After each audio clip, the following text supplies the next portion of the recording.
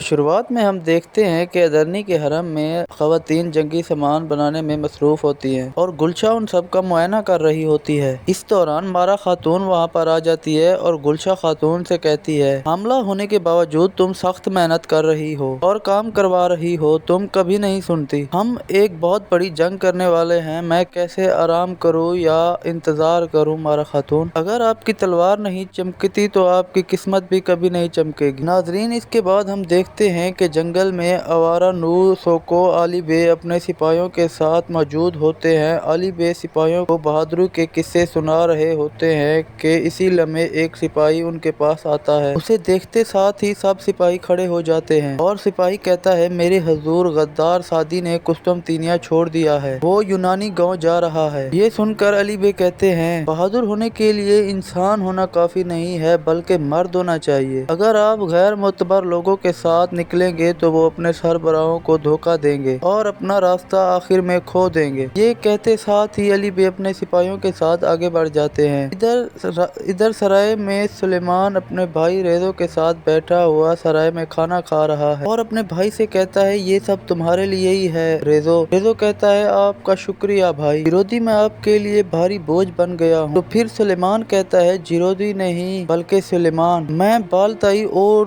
ہوں اور تمہارا بھائی سلیمان۔ کیا ایک بھائی دوسرے بھائی پہ بوجھ بن سکتا ہے؟ ہم اب سے ساتھ ساتھ رہیں گے۔ یہ سن کر ریزو کہتا ہے، اگر ہمارا بابا ہمیں اس طرح دیکھتے تو واقعی بہت خوش ہوتے۔ پھر جب وہ دونوں کھانا شروع کرتے ہیں، ریزو سلیمان کی ہر ایک بات غور سے سنتا اور دیکھتا ہے، وہ محسوس بھی کرتا ہے۔ پھر اس سے پوچھتا ہے، میرے بھائی، یہ تبدیل ہونا کیسا؟ آپ مختلف ہو گئے ہیں اور اب آپ ایک عثمانی کی طرح رہتے ہیں، کیا یہ آپ کو عجیب نہیں لگتا؟ تو سلیمان کہتے ہیں، بھائی، عثمانیوں کی طرح نہیں بلکہ میں خود ایک عثمانی ہوں۔ اگر میں اس گاؤں میں رہتا تو یا تو تیوان سے مر جاتا یا ہنگری کی تلوار سے مر جاتا۔ اب میرا مقصد ایک بڑا مقصد ہے، ایک عظیم ریاست۔ میں یہ نہیں بھولا کہ میں کہاں سے آیا ہوں۔ ہمارے بابا ایک بہادر آدمی تھے، میں انہیں یاد کرتا ہوں، تم بالکل ان جیسے ہو۔ تو ریزو کہتا ہے، شہنشاہ کو راضی کرنے کے بعد ہم اپنی پہلی جنگ ایک ساتھ لڑیں گے، پھر ہم دیکھیں گے کہ بابا سے کون زیادہ مشاورت کرتا ہے۔ پھر سلیمان کہتا ہے، میرے بھائی، ہوشیار رہنا، اگر تمہیں کچھ ہو گیا تو میں خود کو کبھی معاف نہیں کروں گا۔ ادرنی میں جاندار لی ایک تلوار کو دیکھ رہا ہوتا ہے کہ اسی لمحے خیر الدین پاشا وہاں آ جاتے ہیں۔ خیر الدین پاشا کو دیکھ کر ادرنی بہت خوش ہوتا ہے اور اس سے کہتا ہے کہ آپ کے بابا کی تلوار کو دیوار کے ساتھ لٹکے ہوئے 15 سال ہو گئے ہیں، لیکن اس کے باوجود یہ چمکتی ہے۔ اس نے ہاتھ تو بدلا ہوگا لیکن… تو خیر الدین پاشا کہتا ہے، جس دل میں یہ تلوار ہے یہ وہی دل ہے چاچا۔ اس کے ساتھ وہ دونوں آگے بڑھ کر بیٹھ جاتے ہیں اور جاندار لی کہتا ہے، اس ریاست کے لیے بہت سے سرداران اور پاشا مل سکتے ہیں لیکن بہت کم لوگ مرحوم بن کر آتے ہیں اور میرے مرحوم بھائی کی طرح چلے جاتے ہیں۔ میرے سلطان نے مجھ سے کچھ چاہا اور آپ کو حکم دیا۔ یہ سن کر خیر الدین پاشا پرجوش ہو جاتے ہیں، میں ان کے لیے اپنا سر قربان کر دوں گا میرے چاچا، میں اپنا خون بہا سکتا ہوں۔ اس کو جوشیلا دیکھ کر جاندار لی کہتا ہے، رکو، جلدی مت کرو، کوئی بھی نوجوان اللہ کی رضا کے خلاف کچھ نہیں کرتا۔ تمہارے نصیب میں جو کچھ لکھا جائے گا انتظار کرو اور کبھی کوئی کام جلدی میں مت کرنا۔ میں تمہیں اچھے سے جانتا ہوں، اگر تمہیں کوئی کام دیا جائے تو تم پہاڑوں سے بھی آگے نکل جاؤ گے۔ اب میری بات غور سے سنو۔ اور ریزو نے آگ کے سلطان کی بیعت کر لی ہے۔ بازنطینی کے خلاف منصوبے میں ہمارے سلطان چاہتے ہیں کہ تم ریزو کے ساتھ رہو۔ یہ سن کر خیر الدین پاشا خوش ہوتے ہوئے کہتا ہے، چاچا جو حکم۔ جاندار لی مزید کہتا ہے، یہ میرے سلطان کا حکم ہے لیکن جہاں تک میری مرضی کی بات ہے میں چاہتا ہوں کہ تم محتاط رہو۔ اگر تمہیں کوئی پریشانی محسوس ہو تو سب سے پہلے اپنی حفاظت کرو۔ یہ کہتے ساتھ ہی جاندار لی اسے بہت پیار کرتا ہے۔ ادھر ایک خاتون مارا خاتون کو ایک کاغذ دیتی ہے جس پر مصطفیٰ لکھا ہوتا ہے۔ مارا خاتون یہ خط دیکھ کر بہت خوش ہوتی ہے اور اس خاتون کا شکریہ ادا کرتی ہے۔ اسی لمحے بہار وہاں آتی ہے اور مارا خاتون کے ہاتھ میں کاغذ دیکھ کر پوچھتی ہے، یہ خط کس کا ہے؟ تو مارا خاتون کہتی कहती है یہ خط گلشا کے بچے کے لیے ہے۔ بہار تھوڑی پریشان ہوتے ہوئے کہتی ہے کہ اسے کیسے معلوم کہ لڑکا ہونے والا ہے، اس نے پہلے ہی لڑکے کا نام کیوں جانا ہے۔ خواتین کو بھیجنے کے بعد مارا اس سے کہتی ہے سلطان کی خاتون بننا مشکل ہے۔ سردار خاتون وہ ہے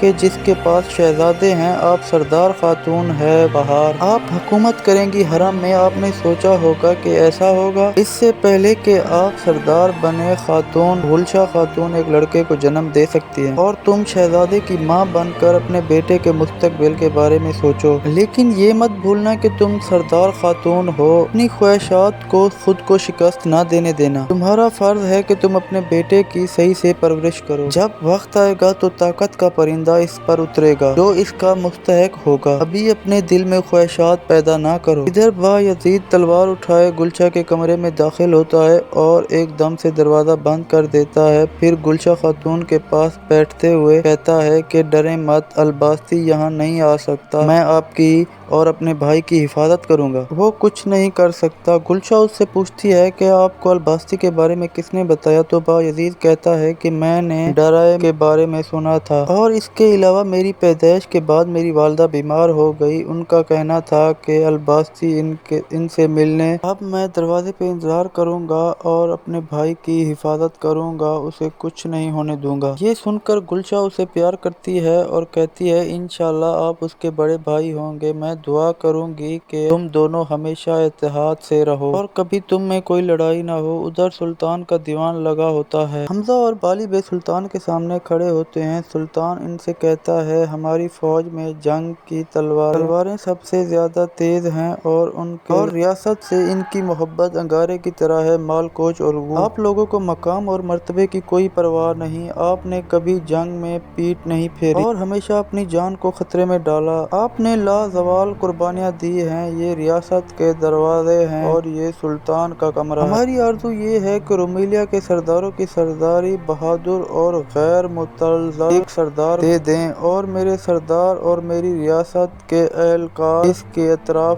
خود سنیں۔ رومیلیا کے سرداروں کی سرداری میں نے مال کوچ اولگو حمزہ صاحب کو سونپی ہے۔ سلطان کا یہ اعلان کرتے ساتھ ہی دیوان میں سب لوگ چونک جاتے ہیں، اگلے ہی پل سلطان کے حکم پر پگڑی اور چوکا حمزہ بے کو پہنا دیتے ہیں۔ حمزہ بے آگے بڑھ کر سلطان کے ہاتھ کا بوسہ لیتے ہیں، بالی بے کچھ کہنے ہی لگتے ہیں تو سلطان ہاتھ کے اشارے سے انہیں خاموش کروا دیتے ہیں اور خنجر شہد میں مارتے ہوئے کہتے ہیں جو لوگ ہم سے کچھ چاہتے ہیں ان کا منہ میٹھا کرنے کے لیے ہم انہیں مقام یا عہدے دیتے ہیں، لیکن یہ سب جان لیں کہ یہ تخت یا عہدے صرف ریاست کے لیے ہیں۔ پھر نمک اٹھاتے ہوئے کہتے ہیں بے شک وہ ہمارے فیصلے سے راضی ہونے والے دل بھی ہیں، ان کے منہ میں بھی نمک رہ گیا ہے، یہ ایک تلخ ذائقہ ہے۔ تمہاری تلوار تیز ہو حمزہ، اللہ تمہاری مدد کرے۔ سلطان کے اشارے کرتے ساتھ ہی زغنوش پاشا کے علاوہ سب وہاں سے چلے جاتے ہیں اور زغنوش پاشا کہتے ہیں اناتولیا کے سرداروں کے سردار کا کیا سلطان، فکر مت کرو لالا، یہاں ایک نمائندہ ہے، شہد کس کا اور نمک کس کا ہر کوئی اپنے لیے انتخاب کرے گا۔ یہ سنتے ساتھ ہی زغنوش پاشا بھی وہاں سے چلے جاتے ہیں۔ ناظرین اس کے بعد ہم دیکھتے ہیں کہ قسطنطنیہ میں ریزو شہنشاہ کے سامنے کھڑا ہوتا ہے۔ بحیرہ روم میں عثمانی بحریہ سے جدوجہد کی وجہ سے میں ایک طویل عرصے سے آپ کے پیشکش میں کوئی جواب نہیں دے پایا، ترکوں کے خلاف آپ کے ساتھ جنگ میں مجھے ایک اعزاز حاصل ہوگا، فوراً یونانی سلطنت تربیزون میں جا کر میں گلیوں سے اناج کی لدی ہوئی گاڑیاں آپ کے شہر میں لاؤں گا۔ سلطان محمد نے مجھے آپ سے یہ باتیں کہنے کو کہا۔ یہ سن کر شہنشاہ مسکراتے ہوئے کہتا ہے ریزو عیسائیوں کے عظیم رہنما، اتنے سالوں کی محبت رہ گا نہیں گئی، میں جانتا تھا کہ میرا بھائی مجھے نہیں بیچے گا، محل کے سامنے سے گزرنے سے ہمیں کوئی مسئلہ نہیں ہوگا۔ ریزو کہتا ہے کہ گلیوں میں اناج کی بجائے بارود ہوگا، وہ سوچتے ہیں وہ بس 2 نشانے لیں گے اور آپ کو زیادہ نقصان نہیں ہوگا۔ شہنشاہ کہتا ہے محمد جو سوچتا ہے کہ وہ ایک باصلاحیت اور ہنرمند سلطان ہے، تاہم تم یہ منصوبہ آخری لمحات تک تبدیل نہیں کرو گے۔ محمد میری دیوار کو توڑنا چاہتا ہے، میں اسے جہنم میں جانے کا تجربہ کرواؤں گا اور رومینیا کا جو قلعہ جو اس کے بنایا ہے اس کے سر پہ گرا دوں گا۔ होगा तो तुम जहाज को अनाज से नहीं बारूद से ही भरोगे और उसे रोमानिया के किले तक ले जाओगे। चलो देखते हैं कि कौन किसकी दीवारों को उड़ाता है। दिल्ली में गुलशन ने सुल्तान के लिए खाना तैयार किया होता है। हार भी वहाँ होती है। सुल्तान वहाँ आ जाते हैं और खाना खाने के लिए बैठ जाते हैं। सुल्तान जैसे ही खाना खाते हैं खाना उन्हें बहुत पसंद आता है और सुल्तान को खाना पसंद आता है और वो गुलशन का शुक्रिया अदा करते हैं। गुलशन कहती है अभी के लिए मैं यही कर पाई सुल्तान, जब हमारा बच्चा होगा तो मैं आपके लिए उम्दा खाना तैयार करूँ। तो सुल्तान कहते हैं कि तुम खुद को ना थकाओ खातून, तुम मुझे एक तोहफा दोगी। तो बायजीद कहता है कि मैं आपके लिए अनमोल नहीं। ये सुनकर सब एक दूसरे की तरफ देखते हैं और कहानी का यही इख्तिताम होता है। मज़ीद नेक्स्ट पार्ट देखने के लिए हमारे साथ जुड़े रहिए। तब के लिए अल्लाह।